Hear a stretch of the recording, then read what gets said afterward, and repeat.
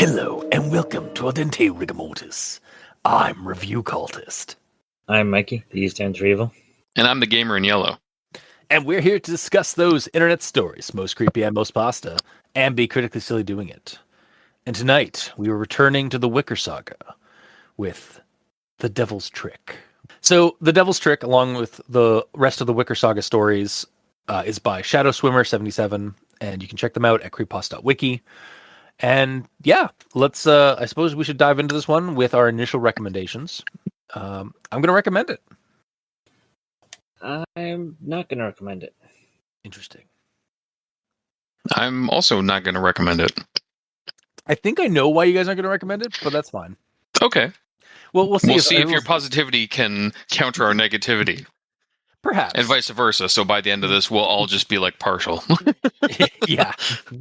Spoiler, it won't. Yeah. No, Mikey, you don't know. We've changed your mind before. Mikey dies on hills. Smaller He than does. He has died on hills smaller and with easier inclines than this one. But I digress. I suppose now we'll move on to the rundown of the story. So this story is narrated by Gabe, who tells us, the reader, about the fact that there are big D darknesses out there in the world, like flashy kind, like demons and monsters that he has seen. But then there's also little d darknesses, like more subtle and mundane evils that can lead us to damnation. This story is, in fact, about the little d. Gabe, a retired veteran, was dealt a shitty deal with his son being killed on the way home from a basketball practice. This tragedy pulled his relationship apart with his wife and drove him to heavy drinking and depression. With pain and rage, he did manage to track down the crackhead who had done the deed. But rather than murder this kid, only a few years older than his son, he let him live. Killing in war was different from committing cold hard murder, no matter how much it might be deserved. It was a moment that Gabe felt spared his soul for now. It helped him enough to push through the darkness and try to fix his life, getting a new job as a security guard for a local school and cut back on the drinking. He wasn't happy per se, but things were improving. Then Johnny, the older brother of an army friend, Jack, called up and asked if Gabe was up for having a couple of drinks with him, as Johnny was in town for a conference. Gabe begrudgingly agreed, and the two met up, but then accompanied by a work associate from this conference, Bernard. It was late in the night, and they found a dive bar to drink in, but the clientele were a tad sketchy. As the other two got more drunk, Gabe kept his head on a swivel and was aware one of the locals was itching for a fight. He came up to the group and persuaded Bernard to go out back for a smoke, which Gabe tried to stop but was thwarted. When Gabe tried to get Johnny to leave with him, not wanting to get into a bar fight tonight, Johnny told him off rather offensively, so Gabe then rightfully said fuck you and left the bar. He had thought about calling the cops to make sure that the other two didn't get too roughed up that night, but decided against it. And this may have doomed Johnny and Bernard, who were killed that night in the fight. Gabe fell into a depression after this event, regretting his inaction. It's not always outer demons that cause evil. Sometimes it's the inner demons that are the worst. Finn. And yeah, that's the rundown for The Devil's Trick. So I suppose we'll move on to everyone tolerates the Grand Inquisitions at this point. I've got nothing, and technically most of the story is technically a dialogue in an American drawl by Gabe to the reader. So yeah, but he's not this isn't necessarily quotes. He could I write in mean, drawl. I suppose. No, it definitely felt like a monologue that was being spoken, but like, Yeah, it yeah, does. that's why I gave it a pass. But I'm sure you guys will rip into it. Starting with Mikey, these stands for evil. I have a conjunction junction. Of course you do. And next stop, Conjunction Junction. Doot, doot. But the thing about that, it's obvious, you see. It's basic human survival. And that's why there ain't no way in hell the world will ever end that way. It's how I knew for sure I had the right guy. That cap was the only detail the one witness of my boy's murder could remember. It's not like we were the only people in the room. All around me were a bunch of other junkies crashed in various stages of fucked up. But at the same time, it was just him and me and a gun. It ain't that I never killed before, but got plenty of that in a handful of tours into Iraq. But this would have been the first time I committed murder. And brother, if you don't think there's a difference, then you need to spend some more time thinking on it. So, by the grace of God, or just dumb luck, I managed to save my soul from the devil for another day. It was a total dive. But Johnny was insistent that we wouldn't be able to find a better place, and Bernard figured it'd give him the real American experience he was hoping for. So that was settled. And so we settled in. But Bernard couldn't punch his way out of a wet paper bag. So, what's my point?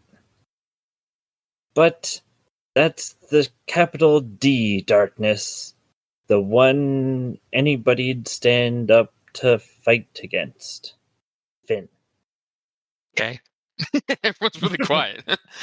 I was muted today. You were. Normally you say things immediately. I'm like, I guess I better say something. I started talking, and then you started talking. Like, all right. Yeah, no. It to be like, it really kind of felt like, again, because of how like destroyed that was, or how the scenes just kind of like went like blended together. It seemed like that dive bar was also like the sketchy place where he was about to commit murder and then he didn't. Mm-hmm. Yeah. Yeah, those things kind of happen when Mikey grabs all the sentences, throw out a story that start with words that they probably shouldn't, like its, ends, or buts, because there's always better words to use. Yep. All right. Gamer, do you have anything for the grammar in yellow? Oh boy. I don't. I was so worried for a second. It's like, how did I miss them? I missed them. No, How? it wasn't even that. I was just like, oh god, is he going to be super fucking pedantic and just like go all over the drawl? Oh, I was going that route. It's like, oh well, first off, like for a smoke, it's like first off, it should be for a smoke, not FER. I was like, oh my god, no, please. And swai isn't a word, so no. Or to just, to take, to get, to leave, to come, to be. Like, because there's a lot of like where to is just TA because of the drawl. Hence why I gave the story a pass, because it's like all drawl, so it's basically just meant to be like a narration. Oh, for sure. Yeah. There's no problem with the writing itself. No. All right. Well, with that out of the way, then I suppose we'll move on to actual thoughts. I'll start with this one here. If you're looking for some kind of action movie blockbuster finish, I'd ask you to get off now, because there won't be any of that. Plenty of other places you can go for all the vicarious thrills and heroics you could ever want. I'd encourage you to do so. All you're going to do is just be making my point for me. Big evil's exciting and stimulates the imagination, but people can't be bothered with the little one. It's why it's so damn insidious. Anybody still here? Then let's set the stage. Well, Gabe, as we find out eventually in the story, who's the author or who's the narrator of the story. Does warn us early on that this isn't going to be tackling any kind of like big evil scary things. So damn it, he wasn't wrong, or damn it if he wasn't right about that. So, also I gotta say, and we were kind of pointing it out in the Grammar Inquisition, while this was an incredibly mundane horror story, like kind of bordering on like just like a dark real story, not like a horror story specifically. It did really grab me with the drawling monologue of the narration. Like I was honestly just eating it all up. Yeah, honestly, like putting the accent in all the words gave this character more character than most characters have character in other stories. It gave the story character. Like not even just it made the story as much Gabe as much character as Gabe. Yeah. It made it very enticing to keep reading. Even though as I was like reading on it, like, oh, this is gonna be super mundane, isn't it? Like this is just gonna be like people are the real monsters, right? Like that's the message here. Pretty much, yeah. Yeah. It's kind of funny too when like I got to that part in the story. Like I was reading through the story, and I was like, okay, I'm gonna read for a bit and then take a break at some point and go do some other stuff, come back to it. Then I get to that part where it's like, if you're expecting big D scary stuff, leave now. I'm like, okay. I'll take my break now, I guess. Nice. Well, that was earlier than expected. All right. Yeah. Yeah. But yeah, like that's like one of the, and there's a little bit for me. There's a little bit of like, again, we've read like we've read a bunch of the other Wicker Saga stories. In fact, I think we're only like a handful left. Oh, really? Before the end of the saga, at least until Shadow Swimmer starts writing some more stories set in the Wicker Saga. But is this actually set in it? Yeah. I'm actually going to get to that in my next. I can actually explain why in my next note. Or also because there's the previous and next at the bottom that says Wicker Saga very clearly. Well, there's that, but here I'll explain why this is related. So there's a quote in the story. Things kept getting better, and after a few months, I even got a job as a security guard for this hoity-toity high school down the main line. And this guy, so like after like I found out his name was Gabe, and like he was a security guard for a high school, like a hoity-toity, like a fancy high school kind of thing. And I was like, this guy seems familiar. So I'm just gonna read this. I'm on good terms with Gabe Parr, the aging head of security at the school, who generally shares my view on gun control. Make sure you're the one with control of the gun. Gabe had been enlisted 20 years in the Army, just missing the tail end of Vietnam and retiring as a master sergeant following the first Gulf War. Sounding like a cross between Sam Elliott and Ernie McDermott, he is all NCO, crusty, hard-bitten, and essentially every platoon sergeant I've ever known rolled into one. And this quote is from The Soldier, which is one of the Wicker Saga stories that we read like way back when, like I think about a year or two ago. And I didn't like reread that story because that's hella long. Fair. But like I remember, it's like, wait, I remember there was there was a security guard in that story, or like a janitor, and then I ran into that one and like searched through. It's like, oh, Gabe Parr. So this is the same Gabe as that story, and that story has a guy like dealing with who is also a soldier, hence the name of the title of that show of that story, that becomes a teacher for this hoity-toity school, and like going about his time, and then demon thing, like the story talks about his encounter with a demon in Iraq, or some kind of horrible like eldritch thing under the sands, and then the demons kind of like catch up to him in the modern time, in the present day, and then at the end of that story, we the character in that story is introduced to another character, Sarah, from another story that we've covered, and then like that's where like the whole Wicker Saga is starting to come together. Is that like he's acts as like a safe refuge for Sarah and and her child, who are being stalked by monsters. So, but yeah, Gabe Parr was the security guard, the old grizzled security guard in the Soldier story. So this is like just his like perspective, like what happened to him, or some story that happened to him. That's cool. Yeah. So, question: how did you find that out? Like you said that you remember. Did you just basically click back, go Control F, Gabe, nothing? Okay, click back, Control F, Gabe, nothing. No, I did that in my brain. Oh, okay. Like I was like, security guard at Hoity Toity. Like we've read a Wicker Saga story where that character fits the bill, and so I just like jumped, like I went through like the list of the character of the stories, and I was like, the Soldier, that's what it was, and then I went through the Soldier, and I did like find Gabe, and I found him. Nice. So yeah, but like I just like I retain useless knowledge. I think it's probably one of my strong suits for this show. Absolutely. And I can just remember like a story that we did like 2-3 years ago, and like I know details about it. For sure. Get me to try and like do math equations or like even the times tables like up at a certain point, and I'm fucked. But yeah, boring shit I'm screwed at. But like things I hyperfixate on, like creepypastas, I'm your man. Yeah, for sure. Or I'll fabricate a shotgun.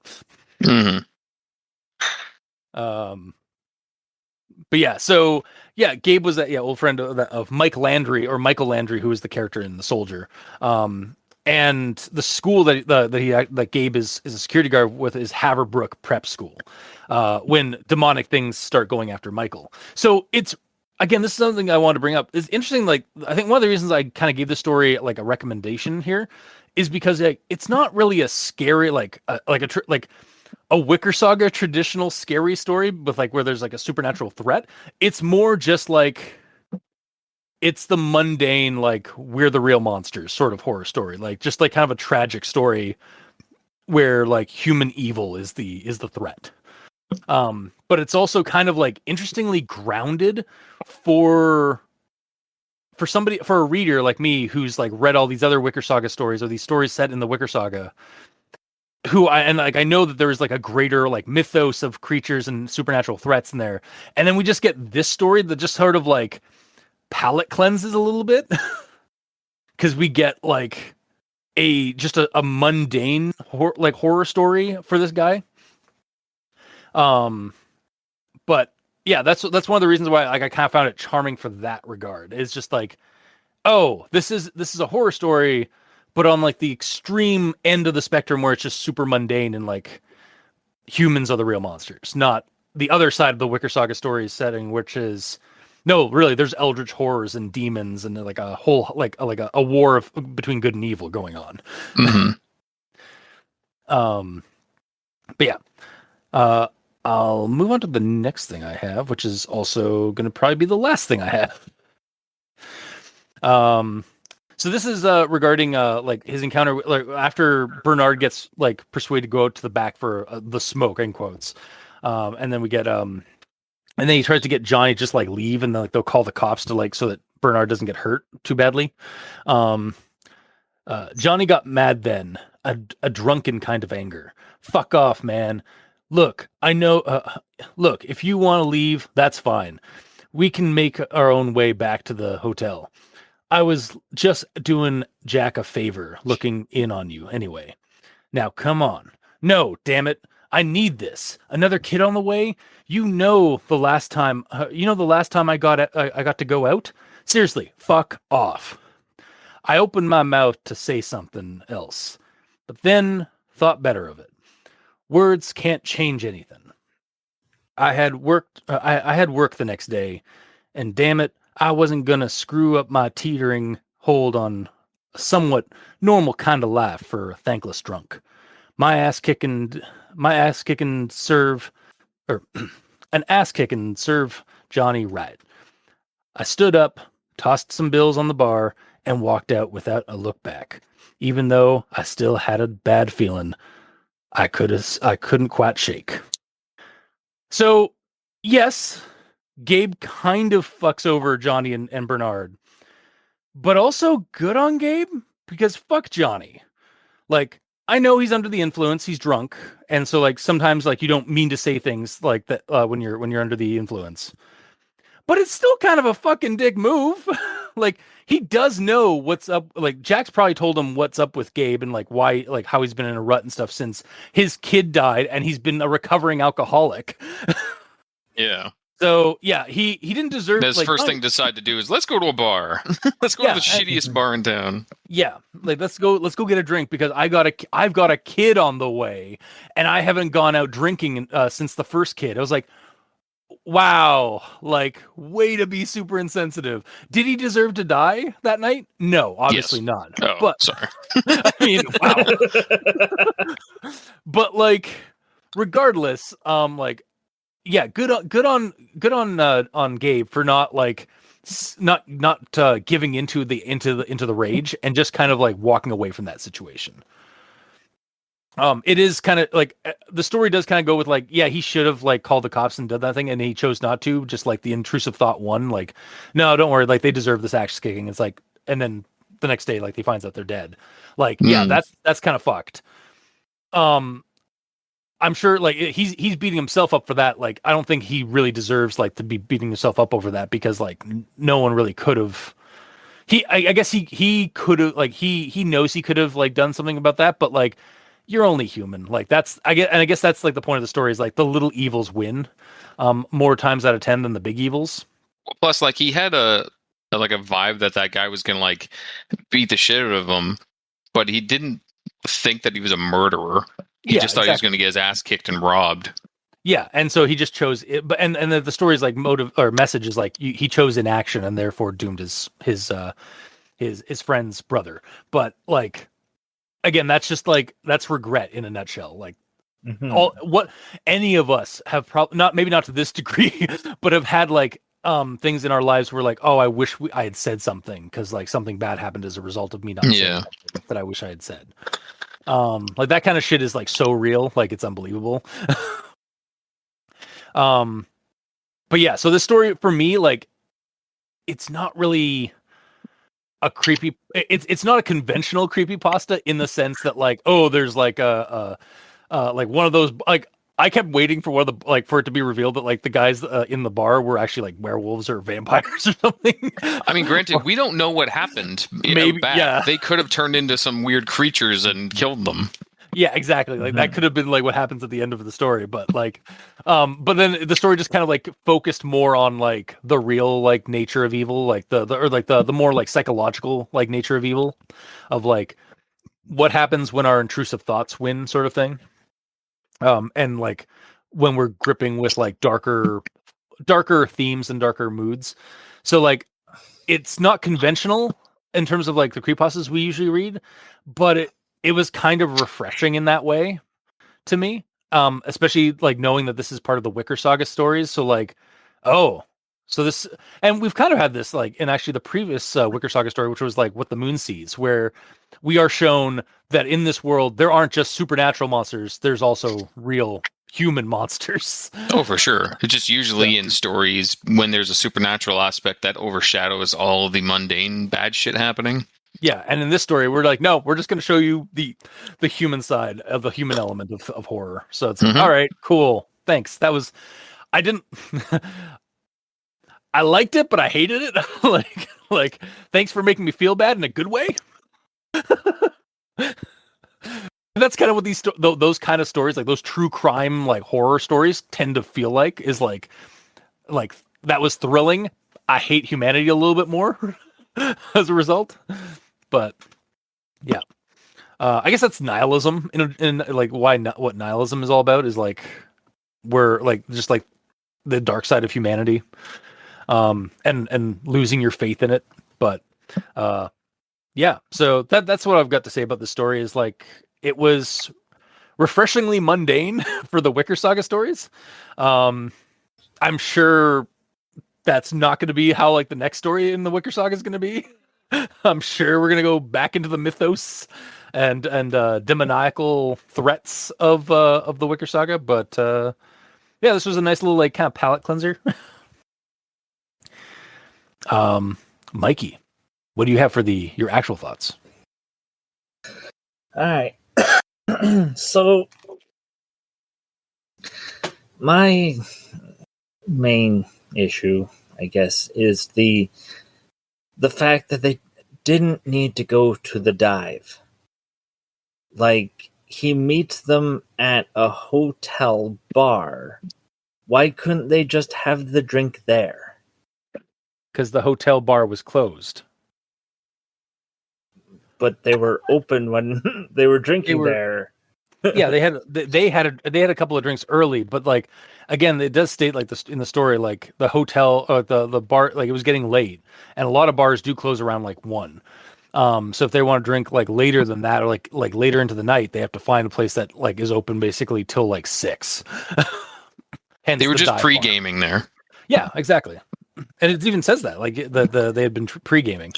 But the whole point was just to get together. So like the drink really had nothing to do with it because he's not an alcoholic. The drink was more for Bernard, I think, than anyone else. Yeah. Was for Because Bernard, Bernard and also, wanted to get fucked or fucked up. Yeah, and Johnny also like again, like he kind of shows his true feelings when he's drunk.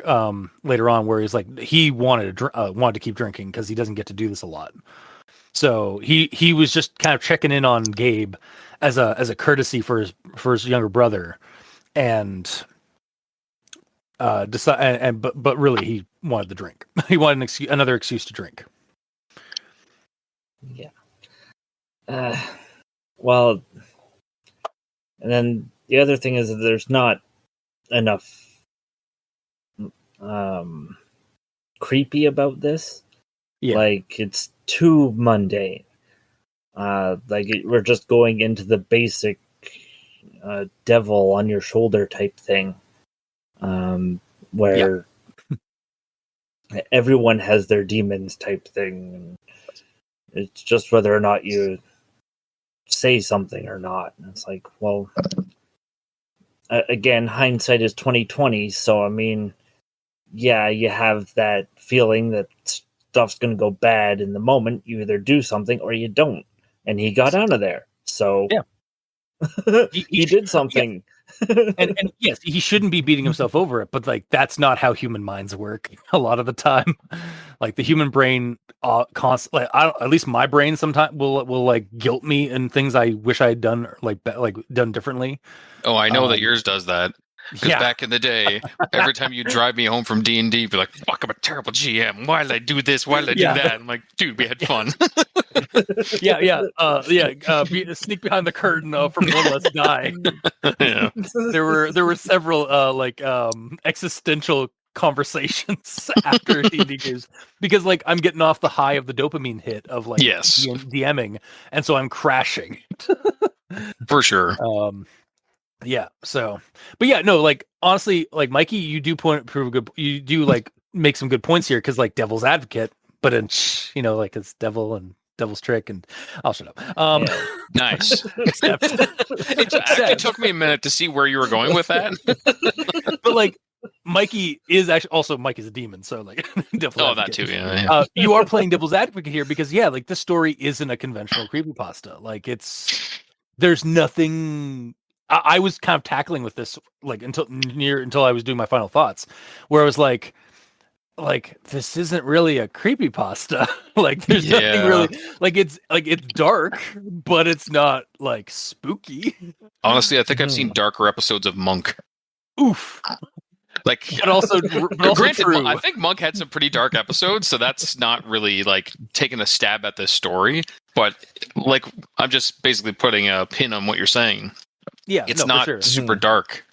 Yeah, like I'm still gonna give it this. I think I'm still gonna give this a final like a recommendation. But like I can understand. Like I'm not like hot and bothered by you guys saying you're not gonna recommend it, kind of thing. Because like I get it. Like it's. I understand what like that it's not really a creepy story. It's not really a creepypasta, but like I don't know, the writing and like the way it's written is like it's really good. But I get it. Yeah. Yeah. So that's into my actual thoughts. All right. Gamer. Okay. So I got this quote here when he's referring to the kid that murdered his kid. He like found him. He was wearing this stupid knit cap, a whole bunch of striped colors. It's how I knew for sure I had the right guy. That cap was the only detail the one witness of my boy's murder could remember. Cut to the homeless shelter, who was giving out free homemade knitted hats that some nice old lady made out of the kindness of her heart. You have a lot more quote-unquote killers that you have to go through, Gabe, to make sure you got them. Yeah, it's a veritable Where's Waldo. Yeah. But yeah, joking aside, Yeah. that detail to have proof of a killer is kind of weak because, like, one, if it's a produced hat, anyone can have it. Even if it was a homemade one and really weird, what's to say that he wouldn't like give it to someone else at some point? Like maybe if it had sentimental value to him, I suppose he would keep it regardless. So I think that's the idea that the story's kind of going on. But well, I think honestly, like the other thing that you can say about this is like Gabe is in the wrong for hunting this guy down and like pegging this one guy for that because he's not thinking straight. He's enraged and like wants vengeance for his boy. So like, yeah, this could have gone like super bad in terms of like if he had actually murdered this guy and then he finds out, oh fuck, I murdered the wrong guy. Yeah. Or I didn't like, this is just some other like poor crackhead that just happened to have the same beanie. Yep. or Takwa. Yeah, Takwa, that's how it's pronounced. Yeah. Yeah. He was also wearing flannel. Mm-hmm. Of course, why wouldn't he? Yeah. They're on the East Coast, like the Northeast Coast. They're New Englandish area, like around. I think Philly's in counts as New England. Sure, probably not. Philadelphia count as New England. You're actually Googling this? No, Philadelphia is not in New England. It is a mid-Atlantic region. Whoops. Whoopsie. But like, I mean, again, like it gets cold on the East Coast, so. Yep. You betcha. Anyway, so yeah, back to the story at hand and like your comments on it. Yeah, like that's kind of the thing is like this. Yeah, he's not in the right for like hunting this guy down and like wanting to kill him himself. Like he is, but he isn't. Like it's an emotional, like he's not thinking straight because he's like he's blinded by anger and like emotions. Yeah. I kind of wish though in that moment, well, actually, I don't know if I would like it or better or worse. If like in that moment where he put the pillow there and the gun on him and then he looked up at all the other people in the room because he said that there was other people sleeping there and he sees like another guy with the same hat and he's like, shit. Yeah, exactly. And like that is the reason that he didn't do it. Otherwise he totally would have.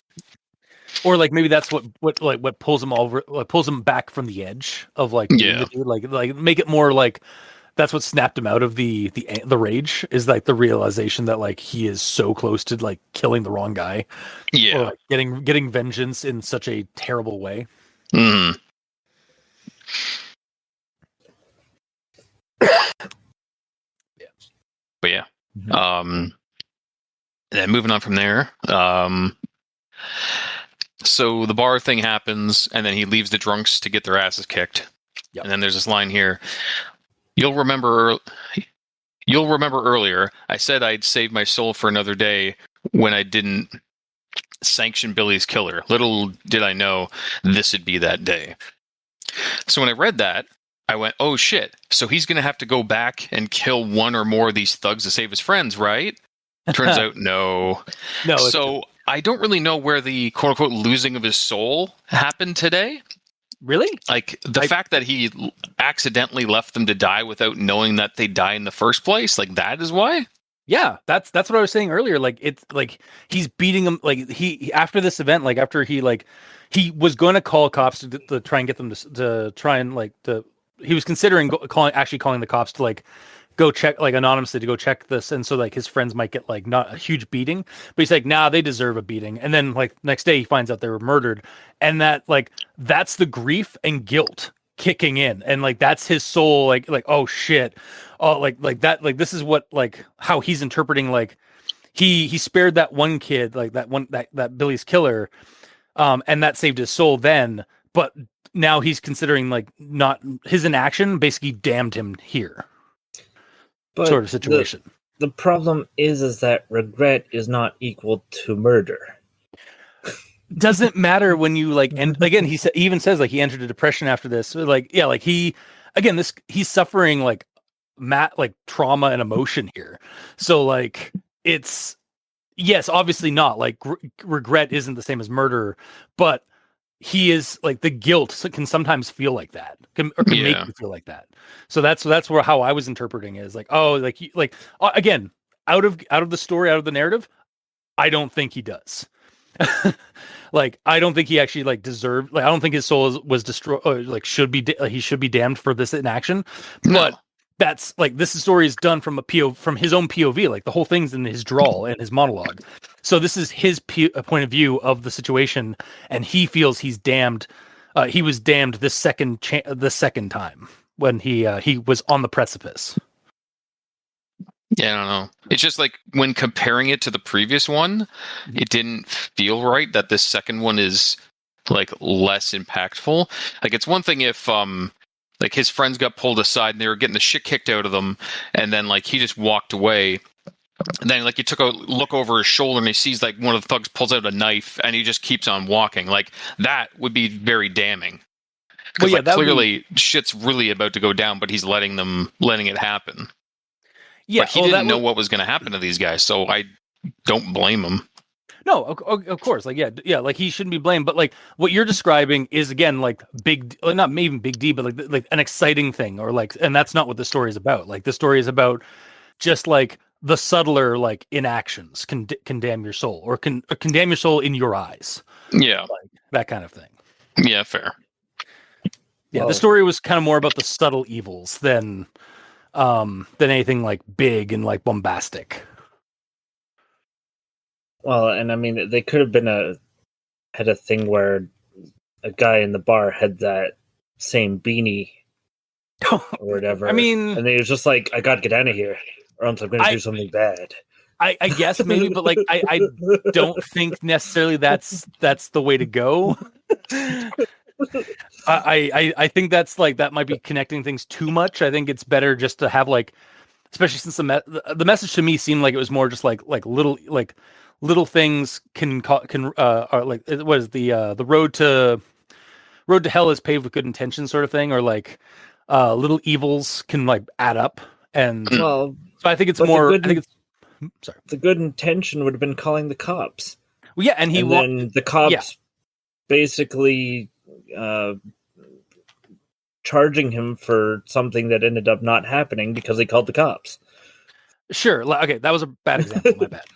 But like, what I meant more was like, again, the little things can add up, and like that's the thing here was like this.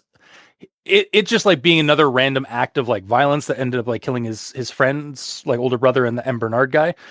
I think it's just more like adds to the realism, because like that shit happens. Also, the way that I wasn't viewing it at the time was like he's already in like a depression and like feeling like shit, and then this happens on top of it. Yeah, and then like look at like what Johnny told him, like basically reminded him like, oh, like I've got a second kid on the way. I don't get to drink enough anymore. I want to drink now. Saying that to a guy who lost his son a while back and was in a depressive state and been drinking heavily and was now recovering from drinking. Yeah, he triggered him pretty good. Yeah, like that was what, and again, Gabe was like, he was gonna like basically dig into him and stopped himself and just like chose to walk away. But then because he walked away and let them just like let the world eat them, basically. Yep. Like from a metaphorical point of view. Unless... I mean, we don't know. Yeah. We don't know what happened out there. That alley could have just became like a giant mimic and just ate them. Yeah. Turns out the bar is called the Gardenelle. Mm-hmm. For anybody who doesn't know, a Gardenelle is an Appalachian folklore monster that is basically a kudzu. It looks like a kudzu covered cabin in the woods, but when you go into the cabin seeking refuge, usually, or like going for some shelter, you find out early on that you find out very quickly that you have just entered the mouth of a monster and it just eats you. Yep. Rip. Yeah, basically an Appalachian mimic. Mm-hmm. The Appalachian house mimic. Anyway, yeah, I was going to say the common house mimic. Yeah, the common Appalachian house mimic. But yeah, back to the story of mundane horror and in action. Yeah. So my only other note is just like how like while yes, it did say up front that this isn't capital D darkness, and that's true. But I don't even know if this is even technically lower D darkness. Like, sure, there's 3 deaths mentioned in this, which is horrible. But like coming from reading other quote unquote mundane creepypastas, this one doesn't go very deep with the darkness at all. Like, I know I bring it up a lot, but Baraska, that seems like it's like max of lowercase d darkness, where it's like a bunch of mundane horror, but it's like really, really fucked up and bad to the extreme.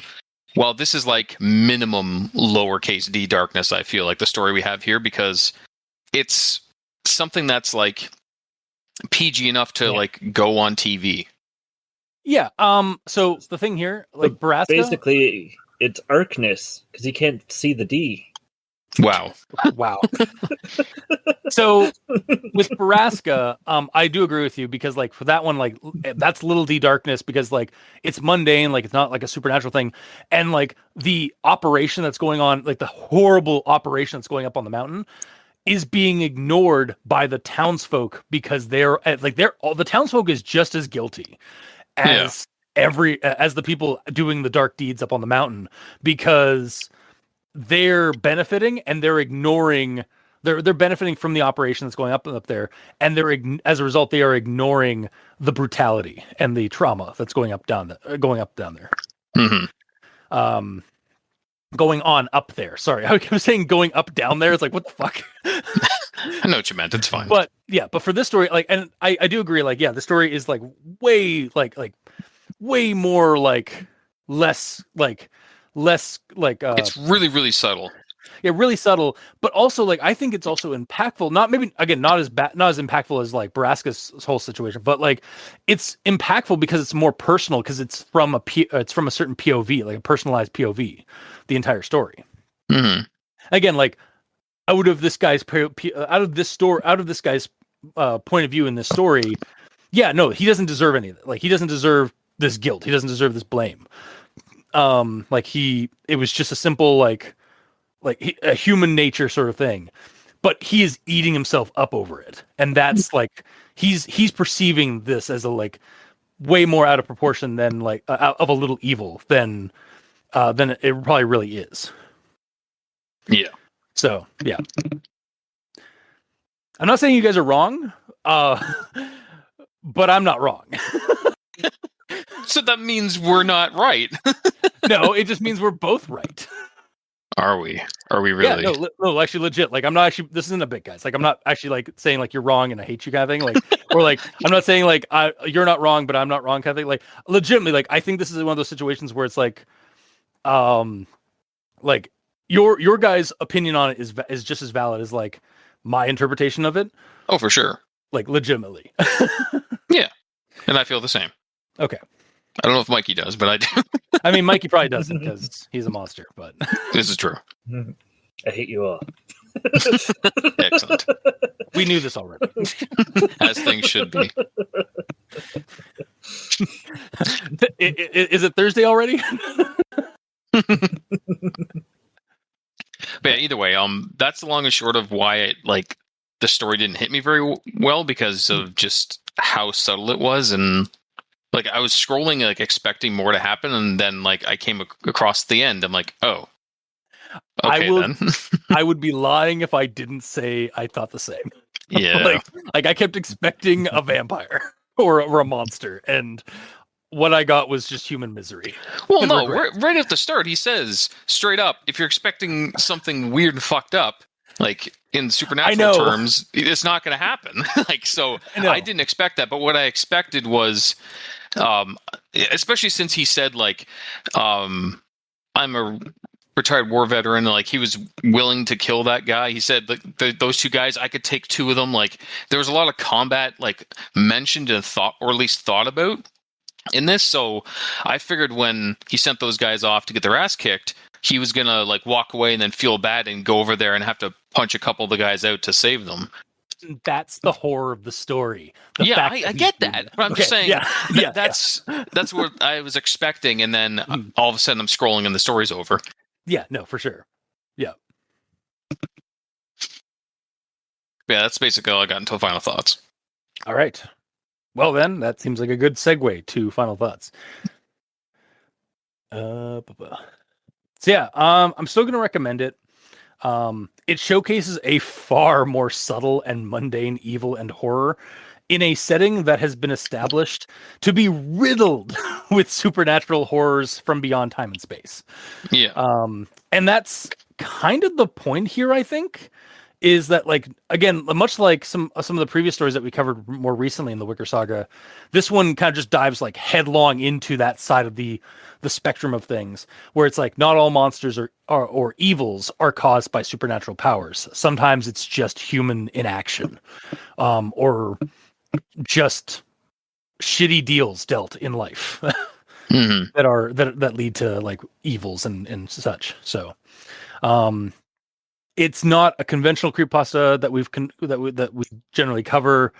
It's not particularly creepy in that way either, but I did enjoy the read, and like the story to me was it almost acts like a good character piece more than anything. So like, and I appreciated the reading of it enough that I would still recommend it, because it is kind of a good just character piece of like human guilt and inaction and the regrets of.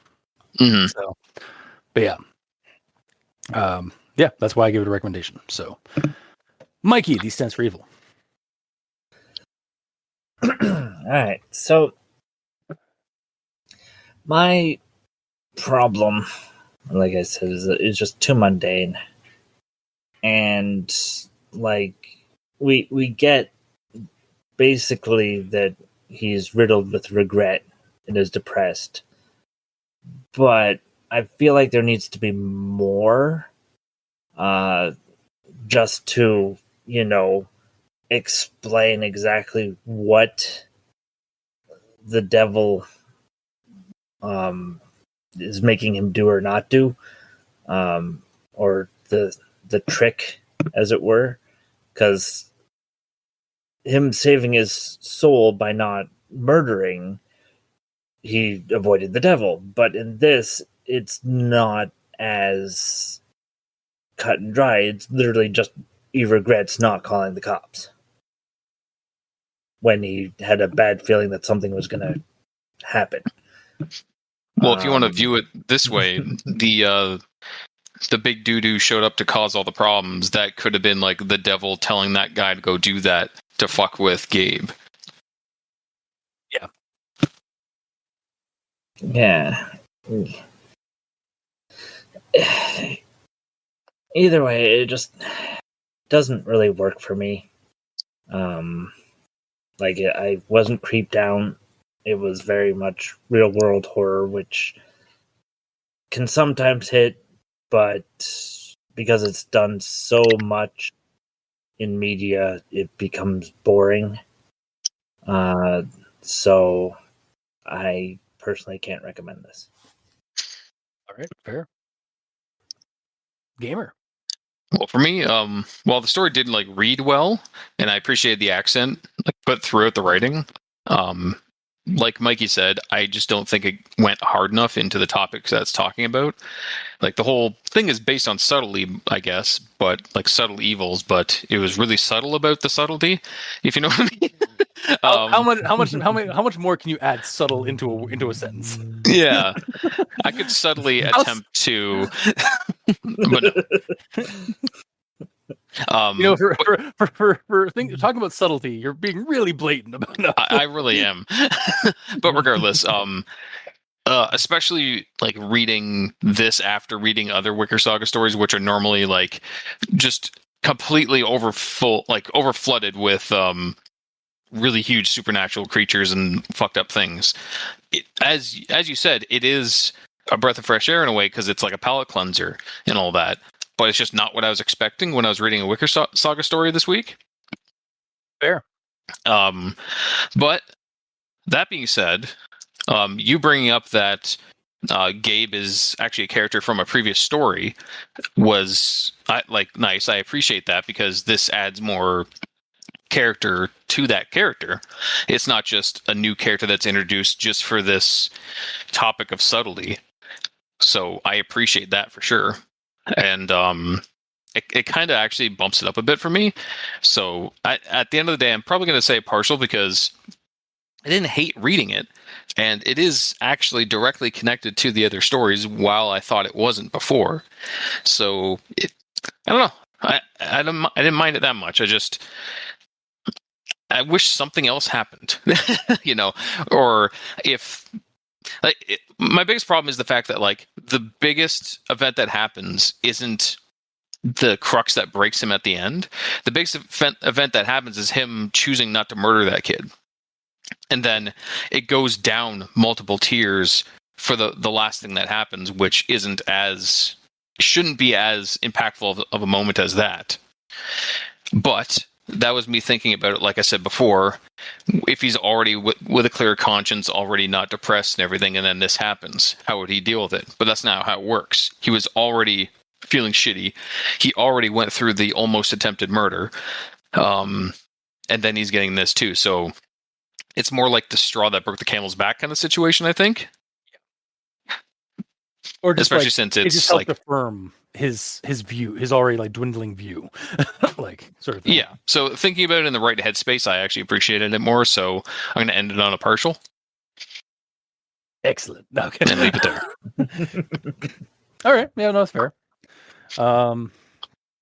Again, all fair assessments of the story because you guys didn't really know that this character was actually part of a greater or like another story in the series. I only realized I realized it like early on reading the story, and then I actually like went and checked to make sure. Yeah. Honestly, I'm almost wondering if like this might work if you're reading these Wicker Saga stories like kind of in the order. Have this be like almost like read this one earlier, like closer to like maybe almost as a complementary piece. Like it's not necessary for the soldier, but it might be good to have it like maybe read it after or like fairly soon after reading the soldier. Would it be after or before? I don't know. I honestly don't. I was gonna say before, but then I went with after. But honestly, it might go either way because like.